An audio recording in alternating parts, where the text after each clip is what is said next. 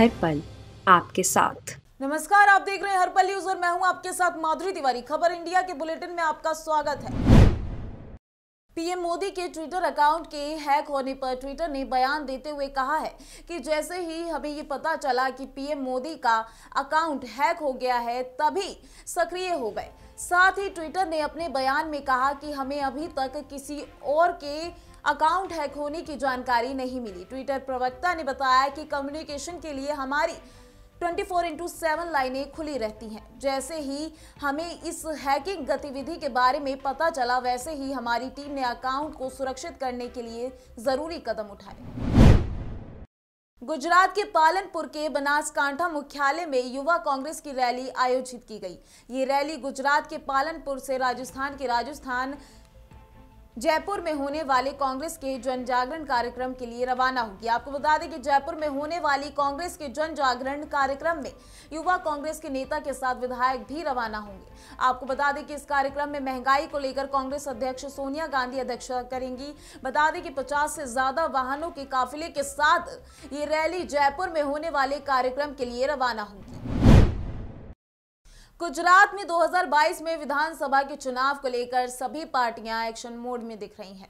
गुजरात के हिम्मतनगर के पूर्व मंत्री स्वर्गीय रंजीत सिंह चावड़ा की स्मृति में नारेस्तु वंदना कार्यक्रम आयोजित किया गया। बता दें कि ये कार्यक्रम स्वामी नारायण मंदिर में उनके बेटे ने और हिम्मतनगर विधायक राजेंद्र सिंह चावड़ा ने आयोजित किया है।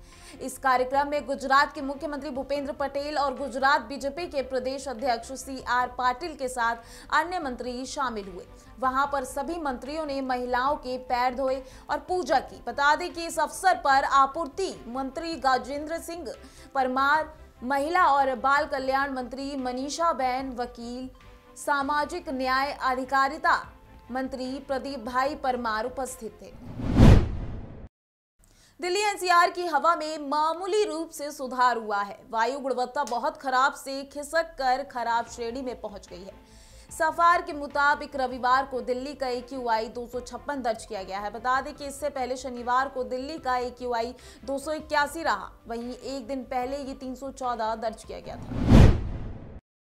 बिहार में पंचायत चुनाव का रविवार को आखिरी फेज है।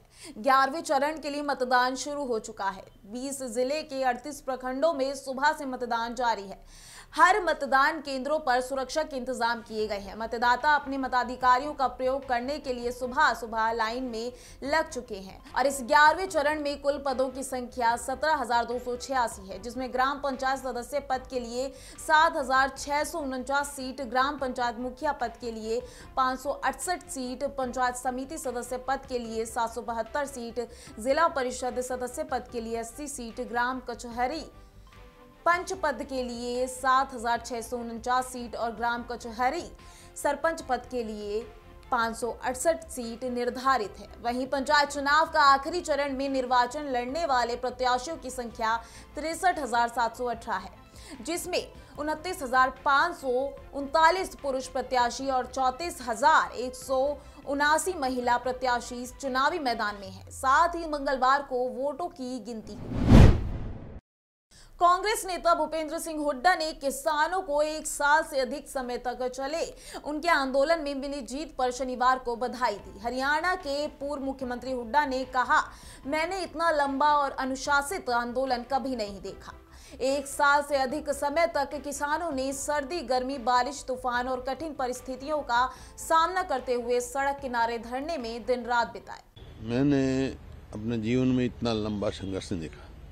जो किसानों ने 1 साल लंबा संघर्ष किया और आखिर में जीत उन्हीं की हुई, उनकी बात मानी गई और ये तीनों कानून वापस लिए गए। हालांकि कोई राजनीतिक दल उनका नेतृत्व नहीं कर रहा था, किसान अपनी स्वयं की लड़ाई लड़ रहे थे। सरकार को भी उनके परिवार में से एक को नौकरी देनी चाहिए। हरियाणा सरकार को तुरंत अनाउंस करना चाहिए, जैसे पंजाब ने किया है, और उनको शहीद का दर्जा देके उनको कंपनसेशन देना चाहिए, जैसे पंजाब ने किया। इसी प्रकार से हरियाणा के भी जो हैं, इसी प्रकार उत्तर प्रदेश के मुख्यमंत्री को चाहिए, अलग अलग से चाहिए, क्योंकि बहुत जानें गई हैं लोगों की। किसानों की घर वापसी पर अरविंद केजरीवाल ने ट्वीट किया। ट्वीट करते समय केजरीवाल ने किसानों को सलाम किया। उन्होंने कहा कि धैर्य, साहस और एकता का कोई विकल्प नहीं होता। आपसी भाईचारे और एकता से ही देश आगे बढ़ सकता है। किसान भाइयों की यही एकता उनकी सबसे बड़ी ताकत रही। ऐतिहासिक जीत लेकर आज से वापस अपने घर लौट रहे किसान भाइयों की दृढ़ इच्छा शक्ति और जीवटता को मेरा सलाम। मध्य प्रदेश में राज्य का पहला ड्रोन मेला शुभारंभ हुआ। MITS संस्थान के मैदान में इस मेले का शुभारंभ सीएम शिवराज सिंह चौहान ने किया। इस मौके पर केंद्रीय मंत्री ज्योतिरादित्य सिंधिया, केंद्रीय मंत्री नरेंद्र सिंह तोमर भी शामिल रहे। बता दें कि मेले में सबसे पहले 11 कंपनियों के ड्रोन का प्रदर्शन किया गया, जिसमें से ज्यादातर कृषि आधारित थे। वहीं इस दौरान ज्योतिरादित्य सिंधिया ने इंदौर, भोपाल, जबलपुर, ग्वालियर और सतना में 5 ड्रोन स्कूल खोलने की घोषणा की। साथ ही सीएम ने ड्रोन की खूबियों का व्याख्यान किया। चाहे सीमावर्ती इलाकों में देश की रक्षा की बात की जाए, चाहे अटैक करना हो, चाहे निगरानी करना हो,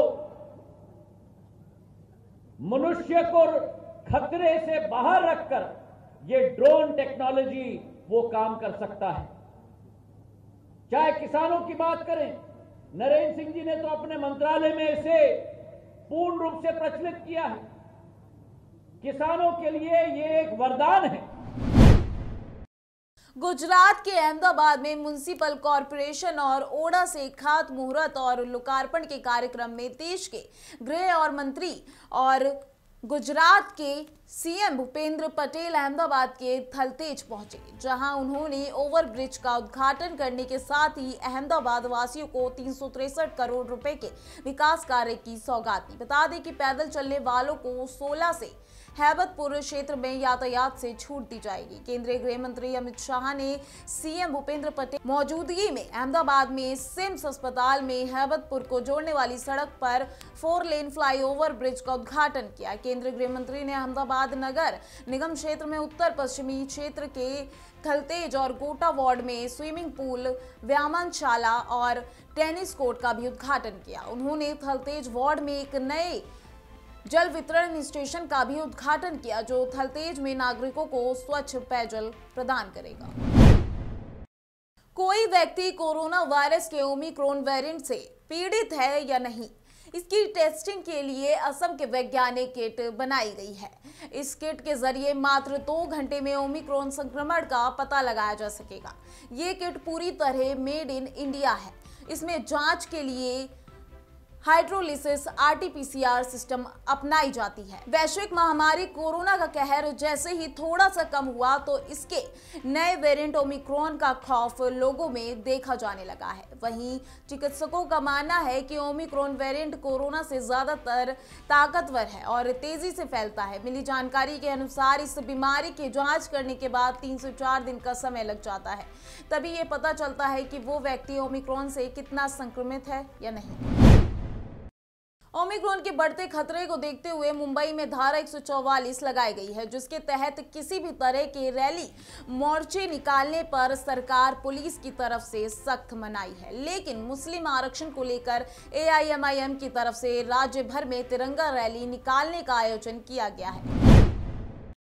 बुलंदशहर में यूपी पुलिस के वार्षिक खेल प्रतियोगिता में पुलिस अव्वल रही। बैडमिंटन प्रतियोगिता में हिस्सा लेने वाली डिबाई CEO वंदना शर्मा ने गोल्ड मेडल जीता। बता दें कि प्रतियोगिता में 8 जोन की सिविल पुलिस और PSE बल ने हिस्सा लिया था। वहीं गोल्ड मेडल जीत के बाद बुलंदशहर पुलिस में खुशी का माहौल है। वहीं सिल्वर गोल्ड मेडल जीतने वाली CEO वंदना को बुलंदशहर SSP संतोष कुमार सिंह ने सम्मान किया। BSF के अधिकार क्षेत्र को लेकर TMC और पश्चिम बंगाल के राज्यपाल जगदीप धनखड़ के बीच वॉर पलटवार जारी है। राज्यपाल जगदीप धनखड़ ने एक बार फिर राज्य की मुख्यमंत्री ममता बनर्जी को निशाने पर लिया है। राज्यपाल जगदीप धनखड़ ने कहा है कि मुख्यमंत्री ममता बनर्जी BSF के अधिकार क्षेत्र को लेकर टिप्पणी कर रही है, जो बिल्कुल गलत है। उन्होंने कहा कि मुख्यमंत्री 15 किलोमीटर रेंज की बात करके स्थानीय पुलिस और BSF के बीच समस्याएं पैदा कर रही हैं। मुख्यमंत्री का जो निर्देश अधिकारियों को उन्होंने आधिकारिक बैठक में दिया है, उसको मैं उचित नहीं मानता। मैंने माननीय मुख्यमंत्री को इस संबंध में पत्र लिखा है। जब विधिवत रूप से कार्य क्षेत्र बीएसएफ का 50 किलोमीटर कर दिया तो मुझे समझ में नहीं आता किस आधार पर माननीय मुख्यमंत्री 15 किलोमीटर की बात करती है। गांधीनगर के गांव में रहने वाले युवक की नींद में मौत हो गई है। कई सपनों के साथ वो ऑस्ट्रेलिया गया था, जहां उसकी मौत हो गई। मौत की खबर सामने आते ही युवक के शव को उसके घर गांधीनगर भेजने के लिए गो फंड वेबसाइट की मदद से साथ ही कानून प्रक्रिया को पूरा करके उसके शव को परिवार को सौंप दिया गया। बेटे के शव को देखकर परिवार में दुख का माहौल बन गया। वन विभाग, wild life institute of India और WWF की 20 सदस्यों की 3 टीमें जलीय जंतु डॉल्फिन की गिनती में जुटी हैं। इसी क्रम में टीम बुलंदशहर के कर्णवास नरौरा गंगा पहुंची। यहां भी टीम ने डॉल्फिन की गिनती की। आपको बता दें कि इस बार बिल्कुल नए तरीके से डॉल्फिन की गणना की जा रही है। गंगा नदी में पाई जाने वाली गंगा डॉल्फिन, जिसे भारतीय एक्वेटिक एनिमल का दर्जा प्राप्त है, उसकी साइंटिफिक गणना उत्तर प्रदेश वन विभाग, wild life institute of India और WWF की संयुक्त टीमें डॉल्फिन की नई पद्धति के आधार पर गणना कर रही हैं। इस साल डायरेक्ट साइंटिंग के अलावा तकनीकी यंत्रों का उपयोग कर डॉल्फिन की तरंगों की स्टडी की जा रही है। इको सोनार तकनीकों से सतह के आसपास भी डॉल्फिन की गिनती की जा रही है। गणना हो रही है, इसमें WII के और WWF के ये गणना इसमें कर रहे हैं। इसकी गणना ये चल रही है 4 तारीख से 20 तारीख तक इनको करनी है, कानपुर तक पिनौर से। और हमारा ये क्षेत्र पड़ रहा है मैं ये कर्णवास नरौरा, इसमें ज़्यादा ये डॉल्फिन दिखाई देती है, जो रामसर साइड भी है।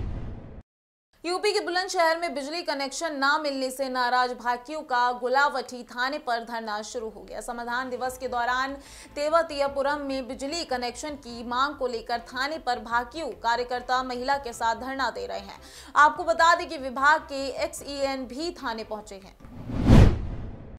खबर इंडिया के इस खास बुलेटिन में आज के लिए बस इतना ही। देखते रहिए हर्पल न्यूज। नमस्कार।